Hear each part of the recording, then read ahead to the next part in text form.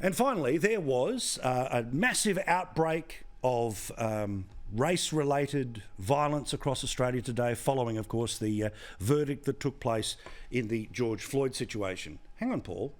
Wasn't there a guilty verdict? Well, apparently that memo never made it to somebody in Brisbane because they had decided that they were going to go and put Black Lives Matter graffiti all over things anyway. It didn't matter that they were going to go to the Fortitude Valley, which I'm sure is not much of a hike for whoever this person was responsible, and write genocide and all of the other stupid things across all of these different statues. But of course, as you know, sometimes things are exactly what they seem.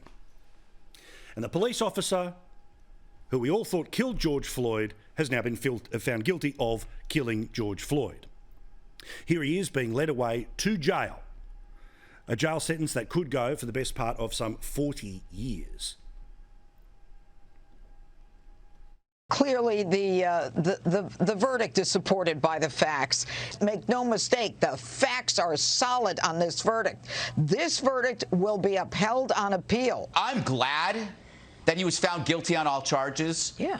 Even if he might not be guilty of all charges. Oh my God. I am glad that he is guilty of all charges because I want a verdict that keeps this country from going up in flames. I actually always thought that he would be found guilty because it's sort of a cultural makeup call. What this says to me is that in order to get a nominal degree of justice in this country, that a black man has to be murdered on air, viewed by the entire world. There have to be a year's worth of protests and a phalanx of other white police officers to tell one white officer that he was wrong in order to get one scintilla of justice. No mob has the right to destroy our cities. Not under any circumstances, not for any reason. No politician or media figure has the right to intimidate a jury. And no political party has the right to impose a different standard of justice on its own supporters. Of course, that was the very sensible media reaction which took place in the United States, but without doubt, the gold-plated fool on a day that should have been a healing day for that particular nation, because the justice system has made its verdict. If there are appeals to be had, that's where those things will take place. Nancy Pelosi, she is about as low as they get in terms of playing the race card. For an old white lady, you would think she'd have some shame, but she's shameless.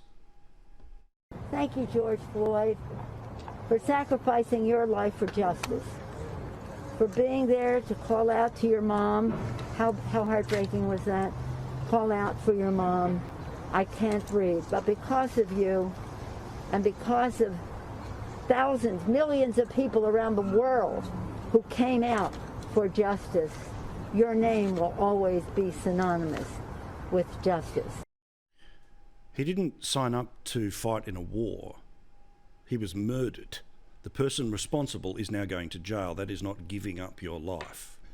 Ridiculous.